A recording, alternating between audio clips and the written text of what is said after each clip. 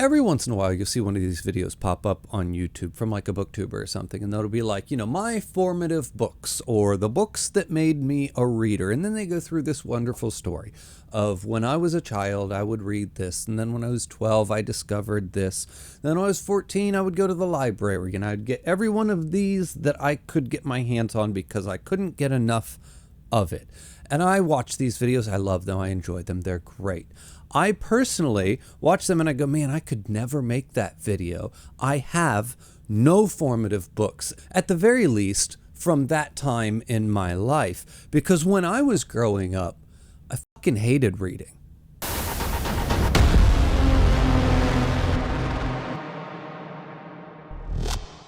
Now, obviously, eventually I did get into reading, so I do have formative books from one perspective or another and from a certain period in my life. But as far as growing up as a child with this massive passion for reading, I didn't have that. So from one perspective, I think I am quite unique among book content creators or booktubers out there because I don't have those formative books from my childhood. On the other hand, I think my story and my lack of reading and my inability to get into it until much later in life is actually extremely relatable to the average Joe everyday person and most people's relationships with books and reading.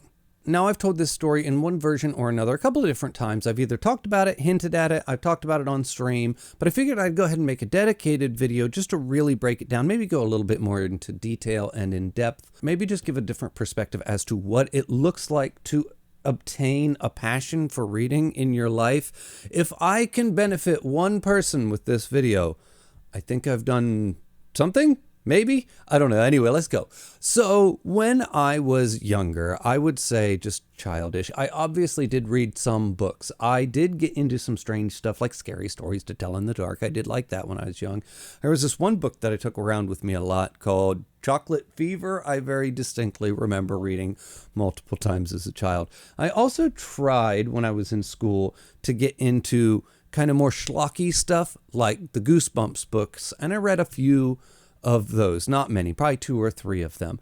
And that was about it. Beyond that, I would be assigned reading from schools and teachers and all of that. And everything that I was assigned, I hated. It was a chore. I didn't want to read it. I was made to read it. The fact that I didn't want to and I was made to tainted the experience even more. I'm just contrarian enough that the fact that I had no choice in reading it really made the experience much more negative than it otherwise would have been if it would have been my choice to read that book. And then they made me write book reports and essays and all of these things that I didn't want to do. And they'd ask me ridiculous questions that felt completely unrelated to what I read, or at the very least, it felt unrelated to my experience with the book and the way I personally experience books. I tend to read them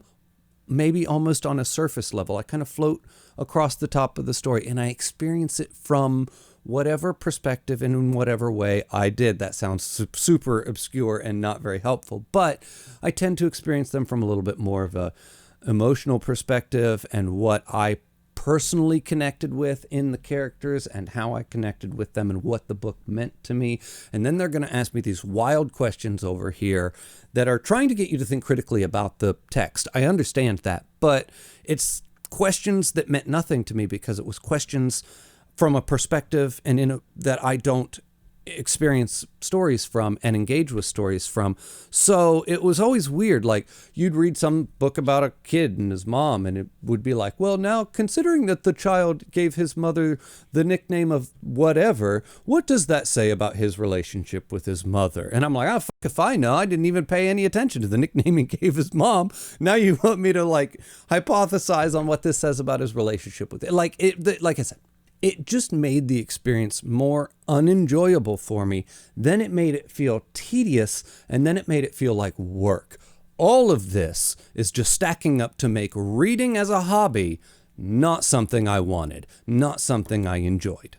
I did see people that would read. I did hear good things about reading. I did hear good things about books. So I would eventually go back and try more schlocky style books. I did pick up a book about the Predator called Concrete Jungle, and it was a novelization of like the sequel to what would have been the Predator. I think they've had a comic and everything, but I read the actual book, the novel version of it. It was fine.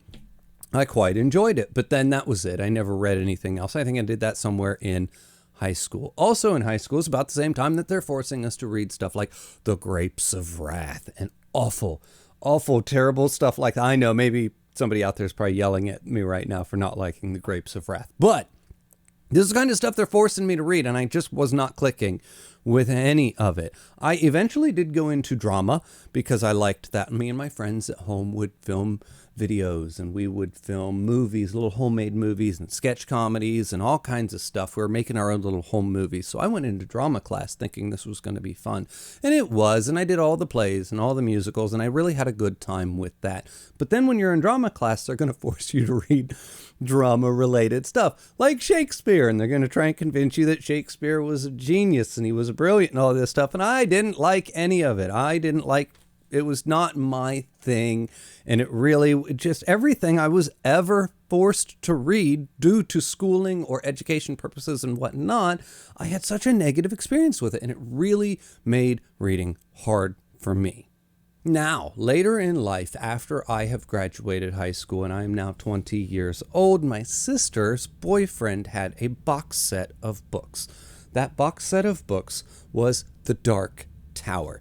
This was when The Dark Tower was gearing up to go into the final run of the last couple of books. They weren't even out yet, or they had just come out. I don't even remember now. I'd have to do some math to see. But the box set that he had was the paperback versions of, I want to say it was 1 through 4 or 1 through 5, because they released it in preparation for the final run of books to come out.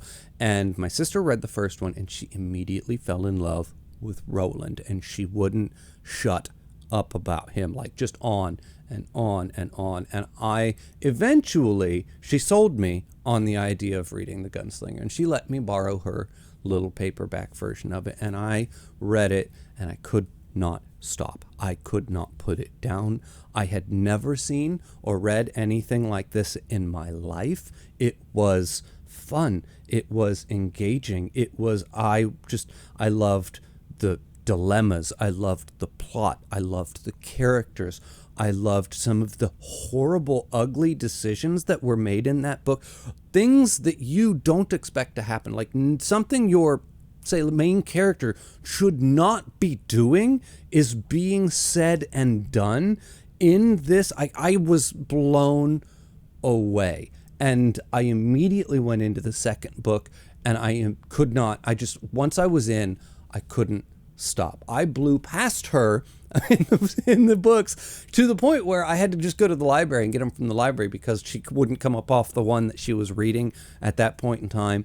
And I burned like way past her, finished all 7 books in less than a year, which to me now sounds like it took you a year to read 7 books. But back then that was unheard of for me. I didn't read one book in 10 years, let alone 7 in 1. It was just, that was it for me. And it opened a door in my brain. I realized reading can be fun. Reading can be enjoyable. Reading can be something that I connect with. And now that I'm free of school, and I'm free of teachers, and I'm free of somebody else's mental construct as to how I am supposed to be engaging with the text, I can engage with it in any way I want, on any level I want. I can go as shallow as I want. I can dive as deep as I want. I can research it. I cannot research it. I can float across the top and move on with my life, and nobody's ever going to come up to me later in the future and ask me what the presence of Oi was supposed to mean to the greater scale of the story, and what it said about Roland's subconscious on a deeper level. Whatever the that question's supposed to mean, because I'm sure that would have been on an exam somewhere. And not that any of that stuff's bad, but the fact that I was locked in and I was enjoying this and I felt free to enjoy it in any way that I wanted to, it really just opened the door for me and really gave me a love and a passion. Of course, this was at 20 years old, so I am a full-fledged adult at this point. And then from there, I honestly didn't know where to go. So now I'm like trying to think of things. Well, I want to read. I need that experience. I need to relive that experience of being lost in a good book. So I just started to try and think of movies that I genuinely really liked. And at this time, I'm also thinking big. Like, oh, who are these big, popular, trendy authors? Because let's be fair, that's what Stephen King was. And I thought, oh, Jurassic Park sounds good. Michael Crichton, that's a big name. Jurassic Park's a good movie. I love that movie. I'll read the book. And it was super mid. It was like the most mid experience I'd ever had. Coming off The Dark Tower, going into Jurassic Park was like, man, if that was most 5 out of 5 book I've ever read, I was not super thrilled with it. I know, people love Crichton. I get it. I moved then, I thought, oh, maybe it was just Jurassic Park. That one was just okay. So I moved into Congo, and I just straight up DNF'd it. I was like, I don't think Michael Crichton is the author for me. And that's when I decided I liked, you know what else I like? Blade Runner. We're going to try Blade Runner. And I went out and I hunted down Do Androids Dream of Electric Sheep by Philip K. Dick. Oh my God, was that a winner? And I burned through a couple of his books. I burned through the short story of Minority Report, and I burned through Scanner Darkly, and then I started expanding into stuff that wasn't based on movies, mostly Philip K. Dick and Stephen King, and I read Under the Dome in less than a week. Like I said, at this point, my fire had been lit, and I was off to the races. And that's not to say that I'm just some magical reader at this point in my life. Yes, the fire is lit. Yes, I now have a passion. But at the same time, I'm still young, and I'm still struggling with existing inside of the world as an adult. And I still am struggling with major depression and bipolar disorder. And life itself feels like a massive struggle at this particular time in my life. So there's years where I read what felt like a lot. There are years where I read literally nothing. Just because I am now at a point in my life where everything is much more stable and everything seems much nicer, and I have time to read, and I have honed this hobby of mine into this finely well-tuned oiled machine that I can just let go down the road now, and I've got all the kinks worked out for the most part. It wasn't always like that. And my reading journey itself felt at times like a struggle. So I guess what I'm really trying to say is, if for some reason you're not a strong reader, or you don't read a lot, or you're trying to get into reading, don't feel bad. Don't be discouraged. Don't see some of these other stories of people that had these great, passionate childhoods and grew up reading. Don't let that discourage you. Not everybody's like that. That's wonderful. I'm so happy for these people that discovered it sooner than I did. But I came to it later, and I came to it in my own way. And that's okay too. You can be in your 30s. Go for it. Get into it. Go do it. I didn't start playing the guitar until I was 26 years old. I didn't start working out in a gym until I was 35. I was a slow person. I liked to try. I tried really hard to ruin my life from the age of like 18 to 30. Like I was really trying that, just digging a hole for most of my like adult life. It's okay. You don't have to succeed on your first go round. Just keep going round.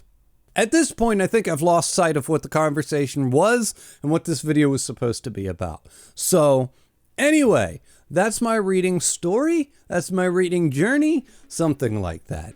And of course, everybody, as always, the link for my Patreon's in the description below. The link for my Discord's in the description below. Thank you for watching, and I'll see you next time.